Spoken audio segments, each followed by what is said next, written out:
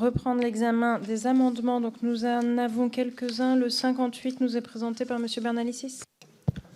Oui, je ne vais pas aller dans le détail précis de l'amendement, mais rester sur la philosophie générale. On a essayé de budgétiser un peu le manque à gagner en nombre de personnel suite aux différentes réformes qui portent des jolis noms ou des jolis sigles, RGPP, MAP, AP 2022.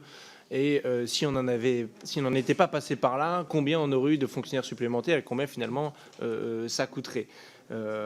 Et donc, nous pensons que, en réalité, il faut recréer des emplois dans les administrations d'État, sur l'administration, sur la mission AGTE, parce qu'on ne peut pas dire qu'il faut rouvrir les sous-préfectures, faire des maisons France Service, que c'est un scandale qu'il y ait un marché qui soit mis en place autour de la dématérialisation en préfecture de Seine-Saint-Denis, etc. Parce qu'en réalité, si nous avions le nombre d'agents suffisant pour faire de l'accueil en préfecture, pour faire de l'accueil en sous-préfecture, pour faire assurer l'autorité de l'État, nous n'en serions pas là en train de pleurnicher. Donc moi, je suis pour un réarmement de l'État dans son administration générale et territoriale par le recrutement de fonctionnaires dans les préfectures et les sous-préfectures. Je pense que ce ne sont pas les missions qui manquent en la matière et que par ailleurs, si on regarde l'inflation cumulée et l'augmentation de la population, quand il y a des baisses d'effectifs, ce sont des baisses qui coûtent cher parce que l'inflation passe par là et que le nombre de fonctionnaires par habitant diminue drastiquement et ça, c'est un problème. Je vous remercie. Monsieur le rapporteur, votre avis? Merci Madame la Présidente. Je comprends la position du gouvernement Silis. J'ai d'ailleurs dans mon exposé précisé quand j'étais très attaché à ce qu'il y ait un équilibre entre la réforme de l'État d'un côté et la nécessité d'assurer un service de qualité sur l'ensemble du territoire. Cela étant, le gouvernement s'est lancé dans une réforme avec un certain nombre de dispositions, l'action 2022, le plan préfecture nouvelle génération, et puis surtout un projet de loi qui est en perspective et qui arrivera ici après les élections municipales, qui est le projet 3D, déconcentration, décentralisation, différenciation. Donc je crois que pour l'instant, il ne faut pas faire obstacle à la volonté du gouvernement de conduire ces réformes et on verra notamment lors de l'application, lors du débat et si elle est votée de son application, de la loi soutenue par Mme Gourault, la loi dite 3D. Donc j'émets un avis défavorable. Je vous remercie. Donc, je vais mettre aux voix votre amendement qui a reçu un avis défavorable du rapporteur. Qui est pour? Qui est contre? Qui n'est pas adopté.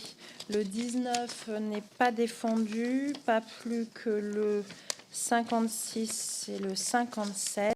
Donc, nous n'avons plus d'amendement. Je vais mettre aux voix les crédits. Monsieur le rapporteur, quel est votre avis sur le vote des crédits?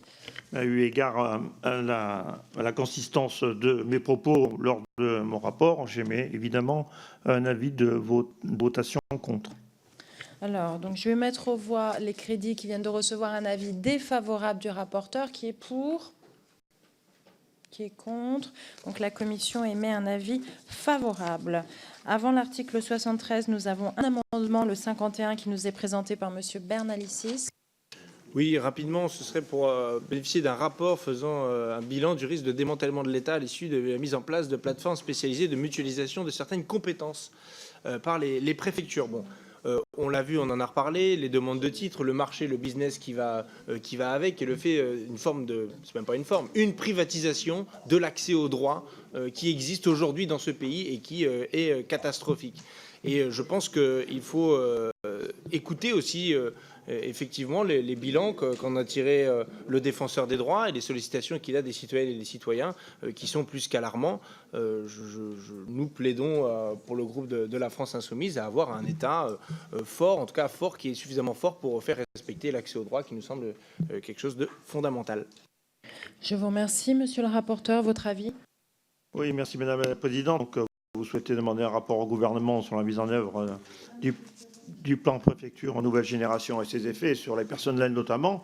Moi, je ne suis pas favorable à cet amendement car il est curieux de demander que le gouvernement fasse une évaluation sur ses propres politiques. Je pense que c'est plutôt le rôle du Parlement que d'évaluer les politiques du gouvernement. Donc, ce que je propose, moi, Et ce qui me semblerait plus pertinent, c'est de conduire effectivement une évaluation sur les sujets que vous évoquez, mais dans le cadre de l'examen à venir, je ne veux pas me répéter, mais notamment de la loi 3D.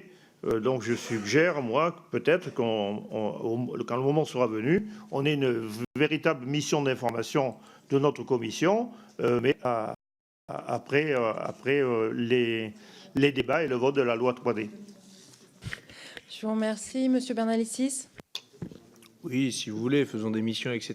C'était surtout un moyen d'interpeller la Commission et mes collègues sur le sujet, parce que finalement, il y a déjà eu des productions sur la question de la dématérialisation, et il y a peut-être même des rapports d'inspection qui ne sont pas portés à notre connaissance sur le ratage complet, par exemple, de la dématérialisation des cartes grises, qui aujourd'hui n'est toujours pas complètement réglé.